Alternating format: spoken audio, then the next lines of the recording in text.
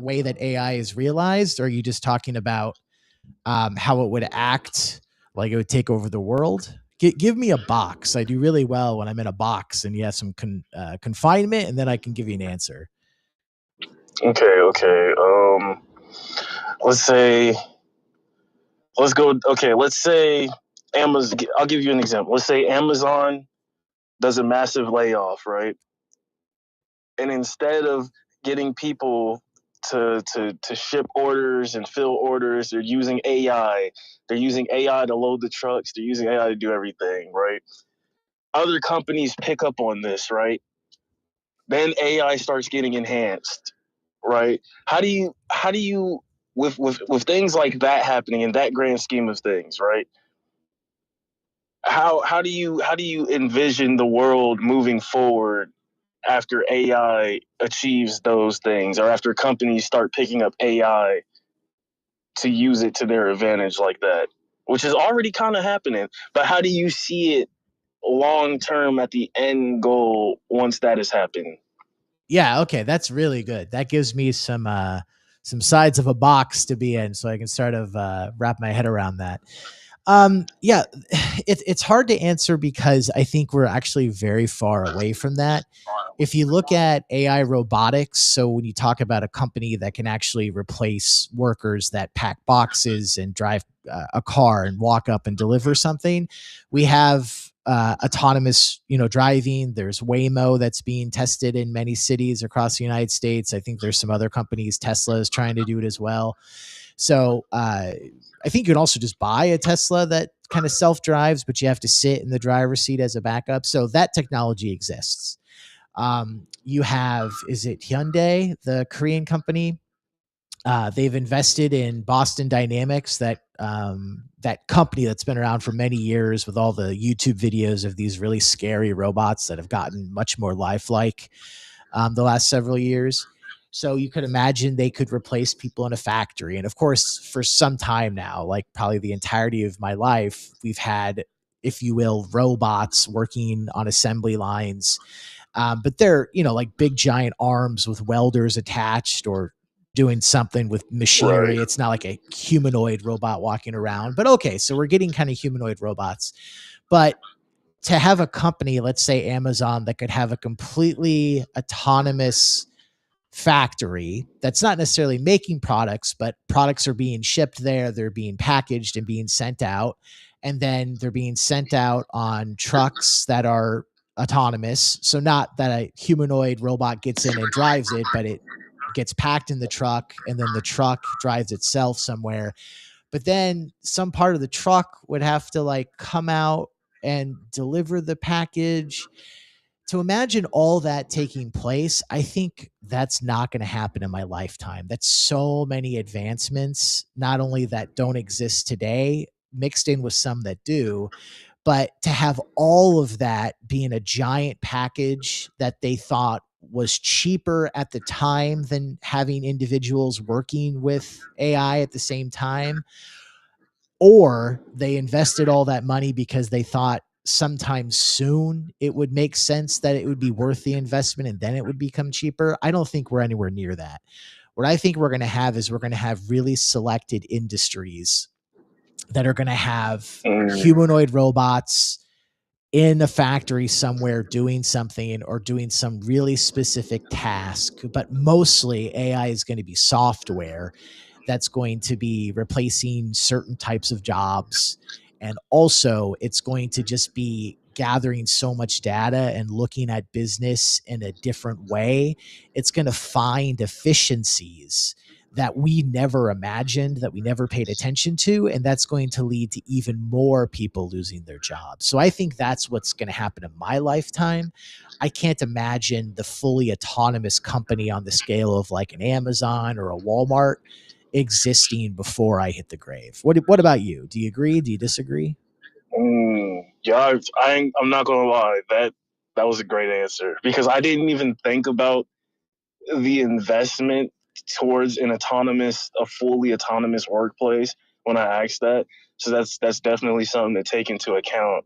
But I do think, however, the point you made about the jobs going away, like that's definitely something also to think about, because you have things like coding, like um freaking I hate this is off topic, but I hate, bro, like how if I book a hotel with Booking, 9 times out of 10 I'm gonna get an AI, right? Or Oh, you mean like if you have a question or something, it's going to be a chat bot, or if you have to call in. I've called into companies and I've chatted with AI for the last couple of years, basically. yeah, that's one of the jobs they should give back. Like, like I don't think they should keep letting AI answer. But and me personally, like I don't know. I don't know, because I'm 26. You feel me? So like I don't. A part of me is like, bro, I want to see a bunch of like humanoid robots walking around, like tilting their head all the way 180 degrees to give me eye contact. Like, Yeah. like a part of me is like, yeah, I got to see that. But then a part of me is like, do I want that? Like, I just had Well, a kid. Like, something came out so from 60 Minutes in the last 6 months. I'm an MBA student. I talked about this in one of my classes this last semester. So maybe it was like 3 to 4 months ago, something like that, 2 to 3 months ago. 60 Minutes did a whole in depth piece on Boston Dynamics, which is when I learned that Boston Dynamics is like 88% owned by Hyundai, which is the Korean car company. They didn't found it. I think it started up with other backing, but now they own 88% of it. And they're throwing all of this money into humanoid robots. And they have robots that walk around and could do the like 180 head turn, like you just mentioned. And they know certain things really well, but the piece showed how they tried to teach them a new task and then they basically were terrible at it, and then they had to learn, but by the end of the journalistic recording discussion, they had learned it very well. So it just shows that basically they can do anything, it just takes time. But then the question was to Hyundai, well, are you going to just have factories with all of these humanoid robots running off AI? And they said, no, we're not anywhere close to that. This is an investment into AI. It's an investment into humanoid robotics that we want to be the leader in. And we see very, very limited specific use for this within the next, foreseeable future, however many years. So you can see this, it exists today, but then it goes back into what I was saying, Dr. Phil, is like, who's going to invest in that on a much larger scale? I don't see that happening anytime. But that's the exciting thing about robotics and AI right now, is that a lot of scary stuff that, 30 years ago would have just been in a Hollywood movie does exist now. It just hasn't really reached, I would say, the proliferation, the massive scale that we saw like in the Terminator franchise. So like, yeah, we have AI that sounds much more realistic and human like than Arnold Schwarzenegger did in the original Terminator movie. Like we've clearly surpassed that. The robotic technology hasn't reached that level, but just the AI itself and the human replication of personality, we've already gone past the original right. Terminator movie. But we don't have Skynet that's like in charge of nuclear missiles. So again, like we've hit some benchmarks, but we haven't hit others. It's kind of a mixed bag. That's true. That's true. I don't know, man. I don't know. Like, so you have a whole lecture based on this topic. As I mentioned, I'm an MBA student and I'm thinking about applying for a PhD. I have a year left of my program. And so I am talking with people. I'm also doing interviews with experts that I'm not putting on stereo and not putting on YouTube and these other places where I'm creating content. So I'm kind of doing two things just to kind of gauge what experts and your average Joe, your average Jane think about AI. I think there's a lot of misinformation. There's a lot of true information. It's kind of the Wild West out there. So you're joining me right Right. now on stereo, and this is just kind of my summer of just gathering a bunch of data. No, that's I like that. I like that. I like that process. It's pretty good. So tell me more of your thoughts, No, Dr. Phil. we've talked a lot about kind of like some scary AI possibility, hypothetical situations in the future. I But have one for you. yeah, okay.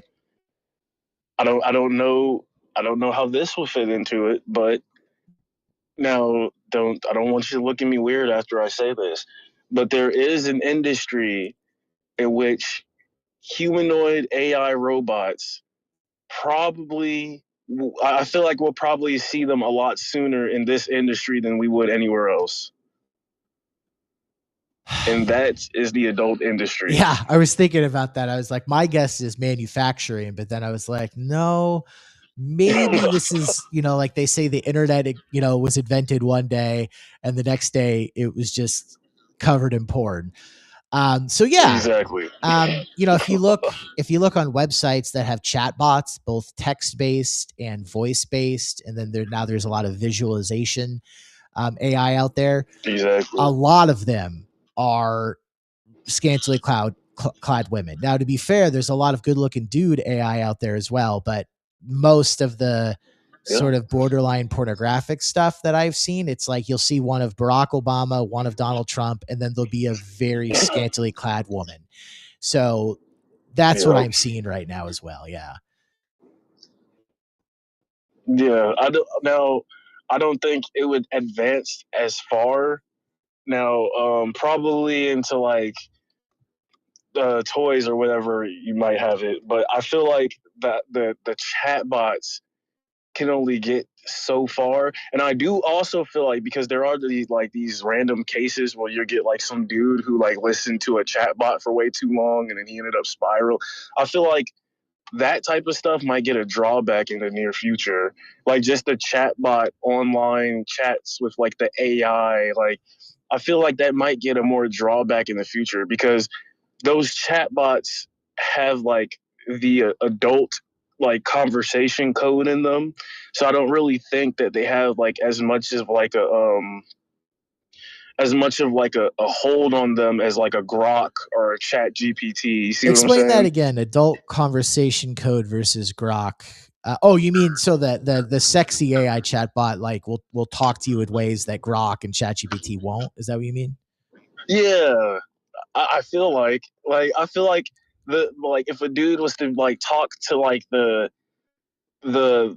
scantily clad AI, and he's like, I want to rule the world. Tell me I'm going to rule the world. Like the AI is just going to boost him. Like it's just going to keep going.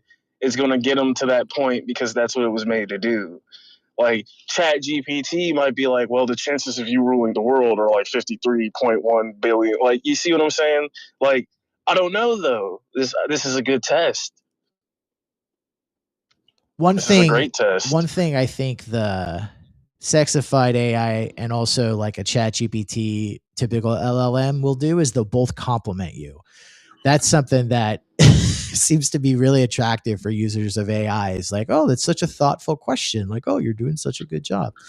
So I'm going to share this. I'm over on talkie-ai.com. It's one of the interactive voice AI platforms that I've been playing with, testing out. And some of these are very good, very lifelike. They sound exactly like the person they're emulating. They have a bunch of ones of people I don't recognize, so maybe they're just AI creation and it's not anyone specific, but they have a mixture of both.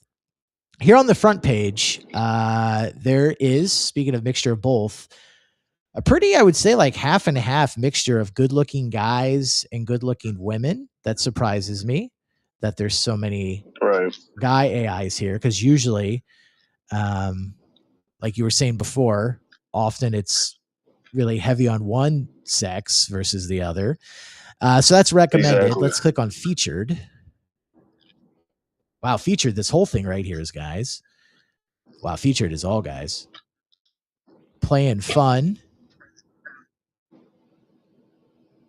Helper. These are all just different tabs. Okay. But yeah, goes to the point. A lot of these AIs are very attractive. Whatever male or female they're trying to emulate, or just individualized if they're not trying to like, here's one of Kim Kardashian, here's one of Robert Pattinson.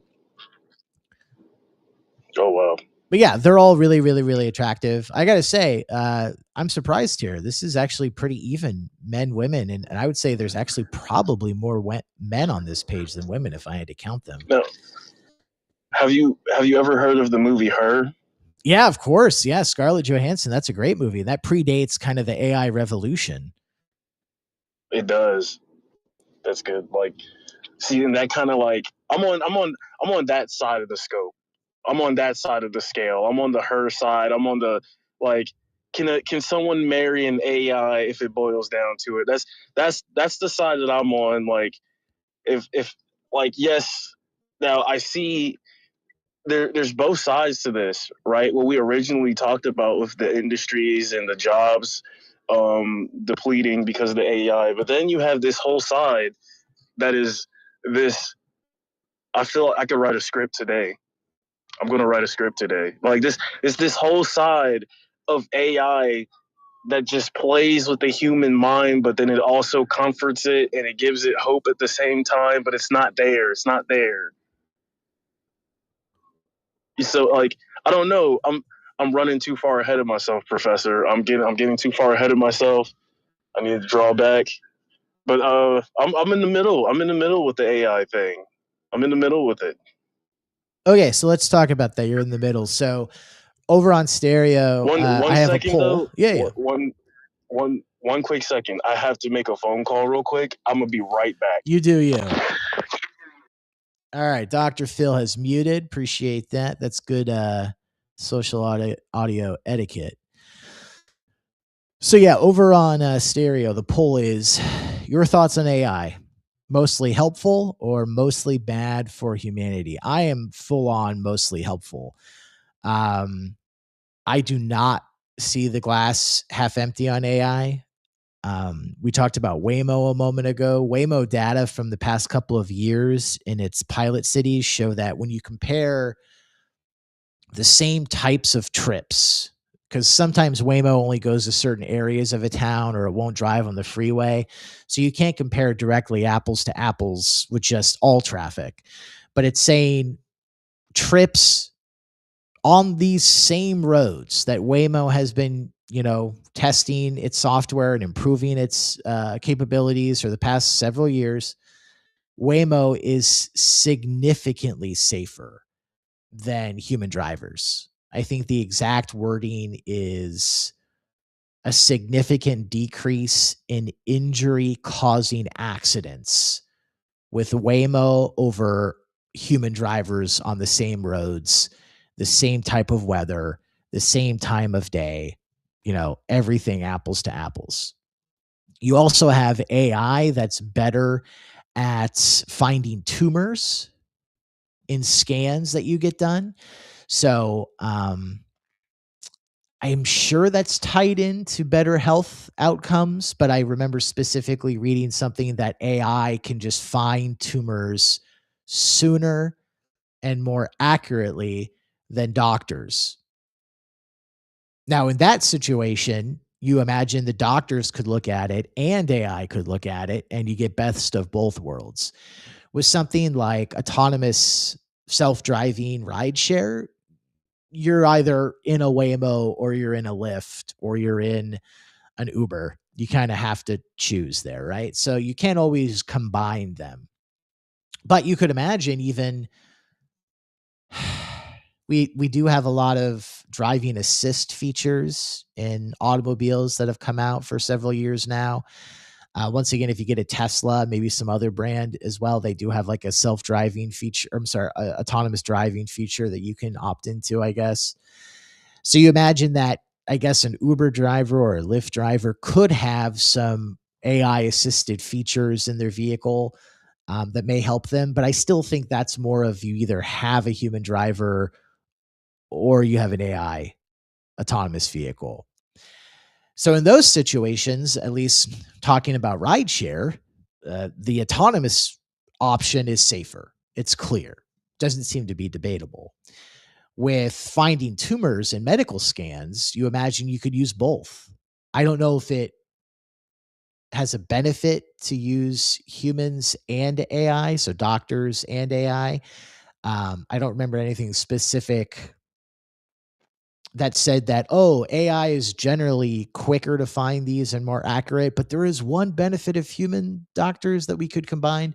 But I guess, you still have to have doctors at this point. So you might as well have AI and doctors looking at them, or maybe the AI scans it, the doctor gives it another, whatever they do. I'm not a doctor. I don't know the details, but maybe it saves time so you can have more scans that are analyzed quicker rather than the backlog of a man or a woman who's a doctor, sifting through that all by themselves. So, where I'm going with all this is that you could clearly have a one or the other situation, like self-driving vehicles, or a combination, like a doctor looking at scans and trying to find masses, trying to find tumors. That's why I think, whatever the situation, the glass is definitely half full, with AI. Now, there are drawbacks, just like if you look at the internet, you know, who among us who's old enough like me to remember before the internet was a thing everybody had at their house and before everybody had a smartphone, who would go back to those days? I think most people in the United States would clearly say no. We like the progress that we've made. It doesn't mean that there aren't consequences of that, but who would say I want to go back to that? Probably more than zero people, but not a majority, and not anywhere close to a majority. And that's because most things are better. I mean, the freedom of information, that's just out there, the mass communication that can happen, both to people and people you don't know. Talk about doctors. I mean, you have like telehealth and everything. Those benefits clearly outweigh the drawbacks of, well, social media seems to be bad, not only for children, but for everybody. Um, just like with email, most of the messages you get are for you. A lot of it's spam, but most of them are for you. So, it's not completely good or bad, but I'd say the internet has mostly been good. I think AI is actually more mostly good than just the revolution of the internet. I really think generally the problems with AI thus far have been because we're not equipped, as the American people, as humanity as a whole. We're not equipped to deal with this change and how quickly things are changing, and it's causing a lot of problems. But if you actually think about the benefits that AI offers, I think a lot of it is that sort of adjustment. That's just my personal opinion. But as opposed to, like, there are now people alive who basically have been alive since social media existed and they grew up with social media and it's everything they've ever known. We still have the problems with social media. I think that when you have people that have grown up with these very functional, very beneficial LLM models from multiple companies, they're going to be better equipped to deal with them. Now, 20 years from now, once we have that, they're going to be a lot more advanced than they are now. So this is just a hypothetical guess, but I think that people who grow up with AI and they understand AI will have less of an issue compared to what we're seeing now, when it's a lot of people, even if they're young people who've had AI for a couple of years, their parents aren't equipped to tell them what not to do and what to do and to keep an eye on them. Once that sort of changes, once we get a couple decades in, I feel like, to compare the two, we're going to have less problems with AI than we did and still do with things like social media, because social media is really an extension of human beings. It brings all the problems that beings have to the internet and to the mass world. I think AI in some ways is actually better than we are. I think it can be smarter. I think it can be more ethical. I think it can be less bad, if that makes sense. These are just my personal viewpoints. I would love to hear from people who disagree with me, but I don't think social media can be better than us because we are what's feeding social media. AI, even though AI is the result of us creating it, it's already creating itself. It's already improving itself. And I think it has the potential to be much better than we are in a lot of key ways. And then you have something that kind of brings the two together. You have AI posting on social media. And then so then it's not just us posting on social media, but it's AI. If it's AI that is trying to be better than us, I don't have a huge problem with that. But AI, especially at this earlier stage, is going to do what it's programmed to do, which almost always is going to be programmed by human beings. So it can be really destructive. So in that way, AI is just an extension of us, as well as something I think that can be better than us, and still to this day has already shown that it can be. Like Waymo is safer than human drivers. AI is better at finding tumors in medical scans than human doctors alone.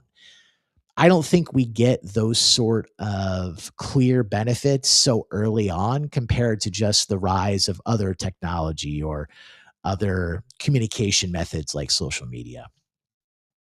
All right. I was talking with somebody over on Stereo. They had to take a call. I'll give them a few more moments before I end the show. Give them a benefit of the doubt. We also have Daz Cowbell over on Stereo. I'll invite you up to speak.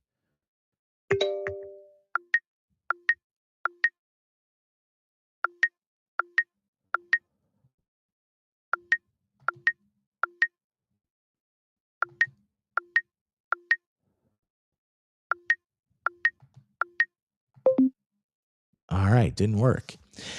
All right, I think I might shut her down. That was a fun little short discussion, and hope to have you guys catch me in the future.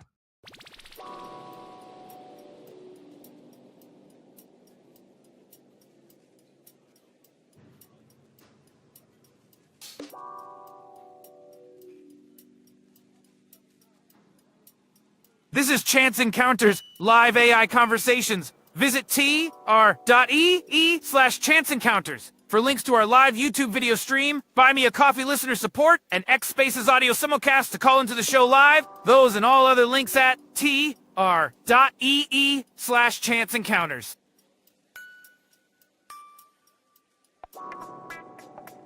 This is Chance Encounters live AI conversations. Visit tr.ee/Chance Encounters for links to our live YouTube video stream, Buy Me a Coffee listener support, and X Spaces audio simulcast to call into the show live. Those and all other links at tr.ee/Chance Encounters.